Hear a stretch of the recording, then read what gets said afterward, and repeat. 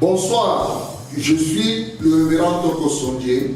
Que la paix du Seigneur Jésus-Christ soit avec chacun de nous. Les différences. J'aime beaucoup ce mot et j'aime ce qui le regorge en lui-même. Nous avons tendance à vouloir faire marcher les hommes et les personnes de même, les emmener dans des concepts, des doctrines, des obédiences, des façons, des manières, des attitudes, des accouplements de même. Mais sachant que Dieu a fait les différences. Même les jumeaux ne se ressemblent vraiment pas au fond. Les amis marchent par affinité, mais il y a ce qu'on appelle des accords.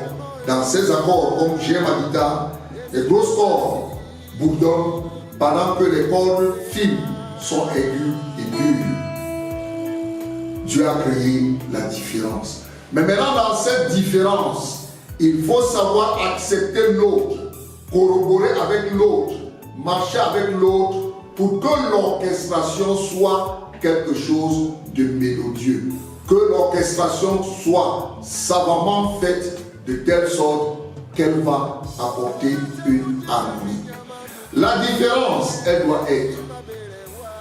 Beaucoup de serviteurs de Dieu aujourd'hui sont dans des conflits et des clashs.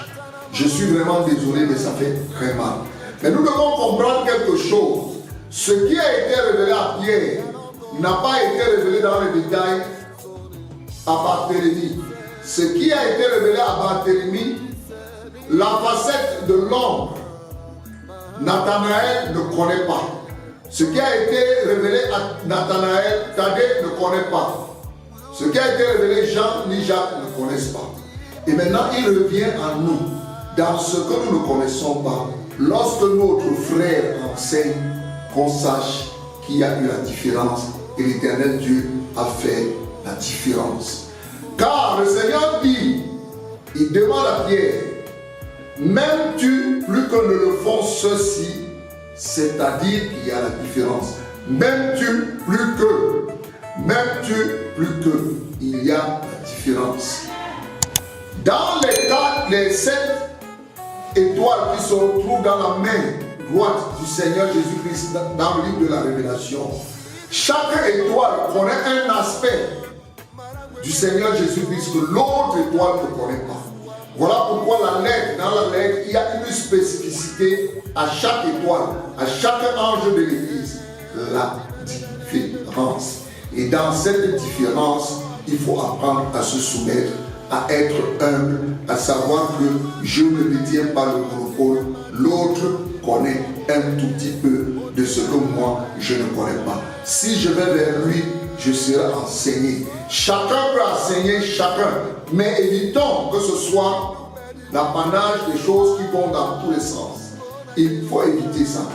Allons avec humilité, acceptons la différence et ayant accepté la différence, nous serons humbles de demander dans la quête du savoir et de la connaissance pour pouvoir grandir un tout petit peu. Tel serviteur de Dieu ne connaîtra pas tel aspect de la chose. Tel serviteur de Dieu ne connaîtra pas tel aspect de la chose. Tel serviteur de Dieu ne connaîtra pas tel aspect de la chose que l'autre pourtant connaît. Il faut éviter d'entrer dans des diatribes qui vont nous plonger dans des querelles qui vont faire en sorte qu'on ne puisse plus nous respecter. Le corps de Christ est un corps noble. Le corps pastoral, sacerdotal est un corps noble. Certes, il y a des débats sur des différences qu'on ne peut pas tout de suite avouer parce que ça fait mal. Il faut éviter d'appuyer où ça fait mal. Ça risque d'entraîner même les fidèles à aller sans se dessus et ne plus vraiment se situer au point de virer vers la perdition. Soyons calmes, acceptons de l'autre, prenons la peine d'étudier l'autre, de remuer dans tous les aspects, dans tous les sens, dans toutes les figures, dans tous les visages, avant de dire quoi que ce soit. C'est des clashs partout sur la toile. C'est des clashs, surtout chez nos frères anglo-saxons du pays voisin, le Nigeria. Ça va dans tous les sens. Certains ont raison, certains ont tort, certains, même dans leur raison, veulent redresser les choses de manière animale. Soyons calmes, soyons posés. Car l'apôtre Paul dit, c'est un évangile de douceur. C'est la douceur et non la brutalité.